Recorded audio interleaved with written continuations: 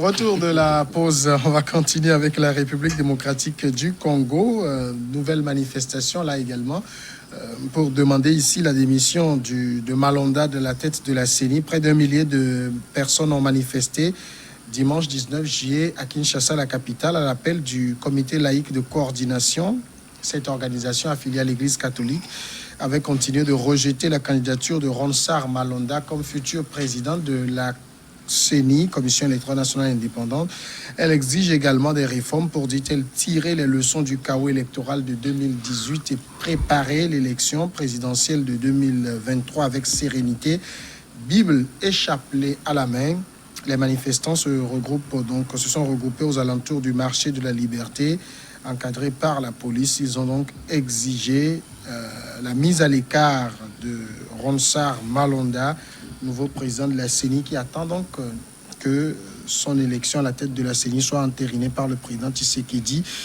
Est-ce que l'Église catholique chrétienne au niveau de la RDC ne cherche pas un peu à, j'allais dire, effacer l'affront de 2018 où elle a voulu être au cœur du jeu. Du jeu électoral.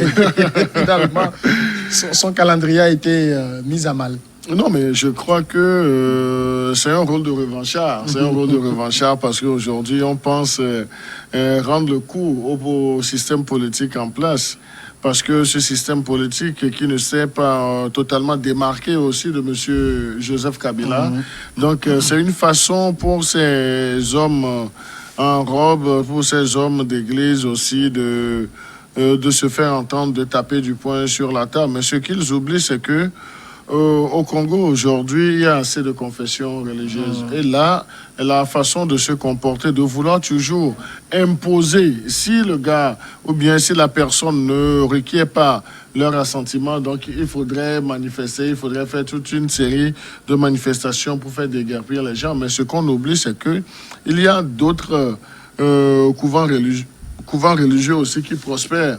Et là, ça peut amener à long terme, donner des idées à long terme aux acteurs politiques pour s'affranchir du joug de la religion dans le choix de ceux qui vont diriger leur CENI. Parce que les hommes politiques aujourd'hui, c'est vrai, à un certain moment, ils se sont donnés entièrement aux acteurs religieux pour dire, avec la probité morale, la sagesse, avec l'humilité, qu'ils sauront choisir quelqu'un qui pourra jouer. Maintenant, en prenant goût à toute cette série d'actions, donc ils s'imposent aujourd'hui comme des faiseurs de roi. Des faiseurs de roi, mais si l'autorité politique décide aujourd'hui de ne pas les suivre, donc M. Malonda restera toujours dans son rôle et puis il va conduire les élections. Il nous en souvient également que lorsqu'ils ont voulu jouer un rôle crucial dans le processus électoral, donc à un certain moment, ils ont été déjoués, ils ont été, disons, contrecarrés. Cela ne leur a pas plu. Donc aujourd'hui, ils veulent avoir, disons, la mainmise sur le processus déjà à la base. Ça, c'est une ambition. Mais est-ce que cette ambition n'est pas démesurée? Est-ce que ce n'est pas une autre façon aussi de réveiller les autres entités religieuses qui sont aujourd'hui, qui dorment aujourd'hui du côté de la RDC? Alors, toute la question aujourd'hui au niveau de la RDC se cristallise autour de Ronsard Malonda qui a été choisi par... parce qu'au niveau de la RDC, c'est les religieux qui choisissent le président de la CENI. Et les religieux sont 8. Chacun a une voix. L'Église catholique, surtout, n'est pas d'accord avec le choix qui a été fait ici. Mais ça pose un problème. Si le choix a été fait par les autres, les 6 autres, et que tout le monde est d'accord, de quoi je me mêle finalement au niveau de l'Église catholique? C'est le passif de Malonda qui pose problème.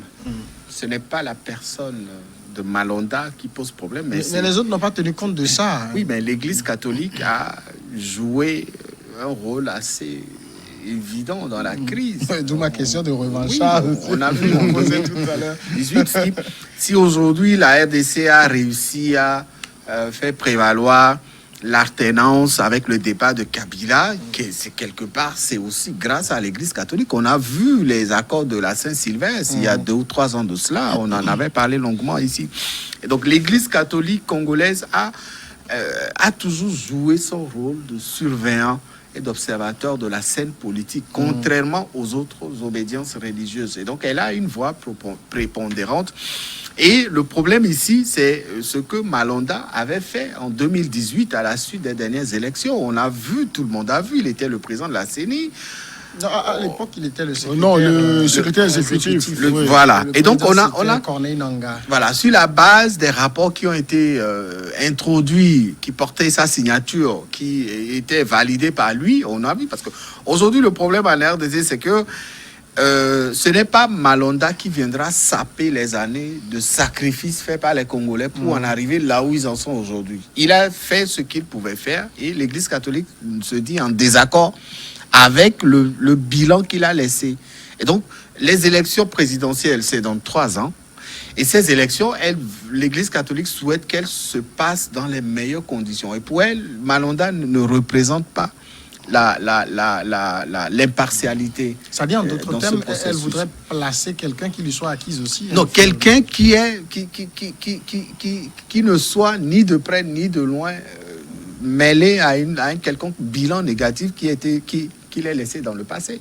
Malonda a dirigé le processus électoral en étant proche d'un camp. Et aujourd'hui, si les partisans de Fayoulou ne se retrouvent pas dans le choix de Malonda, c'est parce qu'ils n'ont pas encore digéré le fait que la victoire a été volée à Fayoulou. Parce que pour eux, c'est Malonda qui a changé les choses. C'est lui qui a... Même qui aurait, lui, qui aurait. Pour eux, c'est ça.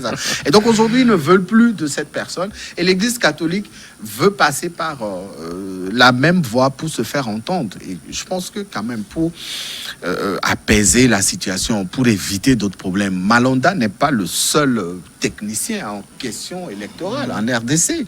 Il a déjà travaillé dans le processus électoral, qui a fait élire Tshisekedi aujourd'hui.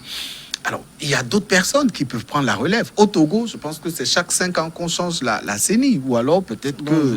chaque élection, chaque élection, il y a un nouveau CENI, il y a une nouvelle CENI qui est là. Et l'Église catholique demande aussi une CENI apolitique.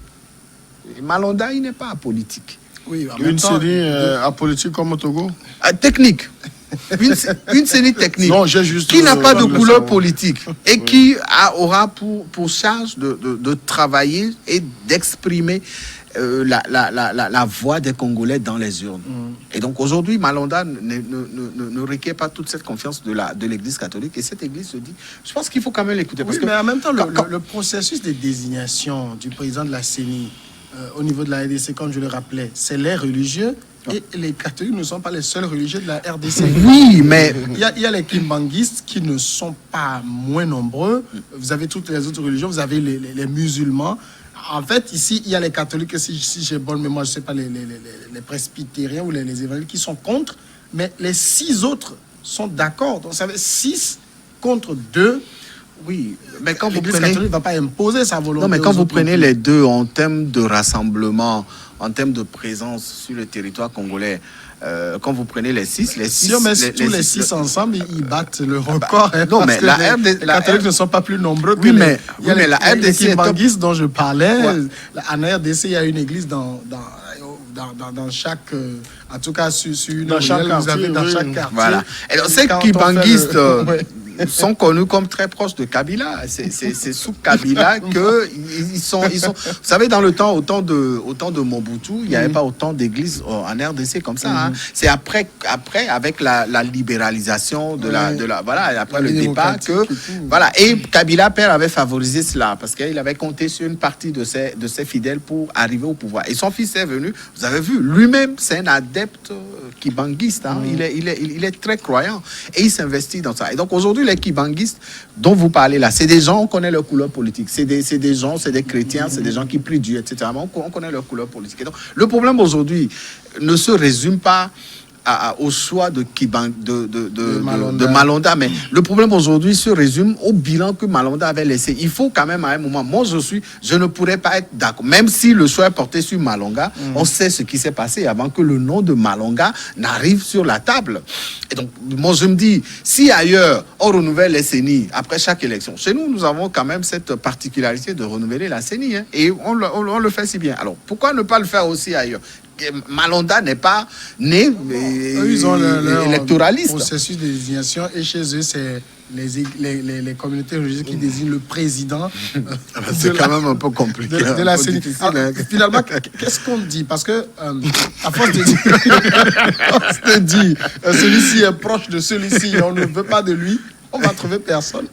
Oui, donc c'est une situation qui risque de perdurer. Donc c'est là où je disais tantôt que les acteurs politiques vont avoir un sursaut, pas patriotique nécessairement, mais un sursaut d'orgueil pour dire finalement qu'il faudrait arracher ce droit de veto des mains des confessions religieuses, parce qu'aujourd'hui, ce sont les catholiques qui posent problème, mais demain, s'il arrivait même qu'on change M. Malonda, mais demain, d'autres confessions aussi peuvent faire du boucan. Donc, on ne nous dira pas que ces confessions n'ont pas, disons, la même posture que l'Église catholique. Et parce que ce sont des confessions qui pèsent aussi, qui représentent. Donc, la solution, c'est que les acteurs politiques prennent disons, la direction des choses et qu'ils mettent en place une CENI à l'image du Togo, une CENI qui est renouvelée à chaque élection, à chaque veille électorale, et qu'on puisse nommer des gens et que ces personnes s'imposent par le travail. Et je voudrais aussi, c'est vrai, lors des dernières législatives, donc, il y a toute une kyrielle de reproches qui est faite à M. Malonda qu'il aurait joué, qu'il aurait joué un rôle qui ne devrait pas. Il a joué. Non, mais je dis qu'il aurait joué. C'est lui qui a fait Pedro Fayoulou. Hein. Non, mais ce n'est pas évident. Donc, c'est ce qu'on nous a servi. Mais est-ce que dans la réalité, ce qu'on lui reproche, est-ce qu'il est dans cette sauce? Donc, je ne saurais endosser, disons, cette affirmation gratuite. Donc là, avec tout ce qu'on peut lui reprocher, donc je crois que c'est quelqu'un, il n'était pas le président. Donc, il n'était que le secrétaire exécutif. Comme au Togo, nous avons un secrétaire permanent. Donc là, cela ne voudrait pas dire que le secrétaire permanent ou bien exécutif, c'est lui qui décide de tout. Il y a des commissaires et il y a un président. Donc, c'est le président qui joue la meilleure partie de la note musicale électorale. Donc, qu'on cesse de... c'est vrai, on ne veut pas de sa tête. Donc, on trouve tous les mots pour l'accabler, pour l'affubler. Donc, cela ne doit pas être ainsi. Mais moi, je parie... Lui-même, Malonda, il peut... Tu parlais tout à l'heure de sursaut d'orgueil. Le sursaut d'orgueil peut venir aussi de Malonda. Non, ouais, mais juste pour faire plaisir à l'Église. Non, pas pour faire plaisir à l'Église, mais catholique. Non, pour rester dans le cœur des Congolais. Non, mais moi je crois que si dans la situation en RDC, on peut essayer de résoudre l'implication, disons, incestueuse des églises, des religieux dans la chose politique, et ça pourrait aider toute l'Afrique. Parce qu'aujourd'hui, avec cette propension-là, imaginons, ou bien rendons-nous à l'évidence, le rôle que l'Église catholique a voulu jouer lors de la dernière présidentielle en RDC, l'Église catholique togolaise aussi avait voulu dupliquer cela. Nuit était la vigilance des hommes politiques. Donc là, peut-être que la situation désastreuse sur le plan politique serait vécue aussi ici. Parce qu'on a voulu faire du copier-coller. L'audace, ou bien ce que les évêques, les cardinaux congolais ont fait, donc les gens ont voulu le faire ici, mais maladroitement, les gens se sont illustrés. Parce que dans le cas togolais, on ne leur a même pas permis d'avoir, disons, ce quitus pour faire l'observation électorale. Même par après, nous avons vu, malgré, disons, le refus de ce quitus-là, parce que le gouvernement togolais leur aurait demandé le bien fondé, les soubassements même de leur ambition pour faire cette observation, des réponses qui ne sont pas parvenues. Donc, on a vu qu'il y avait cette envie forte-là de peser dans la balance électorale.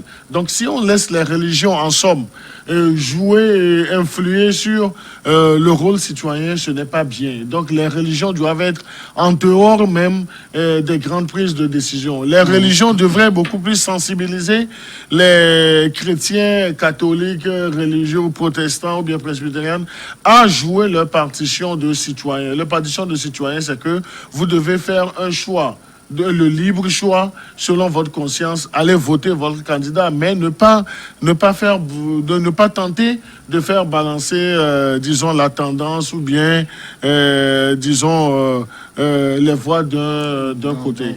Mais même ici, au niveau de la RDC, quand l'Église catholique, la CLC, dit qu'elle n'était pas d'accord avec ce qui s'est passé en 2018, parle de hold-up, ça c'est pointé directement Tshisekedi aussi, qui risque de ne pas être d'accord avec ça. En tout cas, tout le monde s'accorde à dire que Tshisekedi n'était pas le président qui a été voté par l'ensemble des Congolais. Ça c'est clair, c'est une évidence. Tshisekedi est le produit présidentiel d'une alliance qui a uni deux formations politiques qui lui a permis d'arriver au pouvoir. La preuve, pendant très longtemps, les Congolais ne se sont pas accordé sur le résultat. Tout le monde savait que c'est Fayoulou qui avait gagné.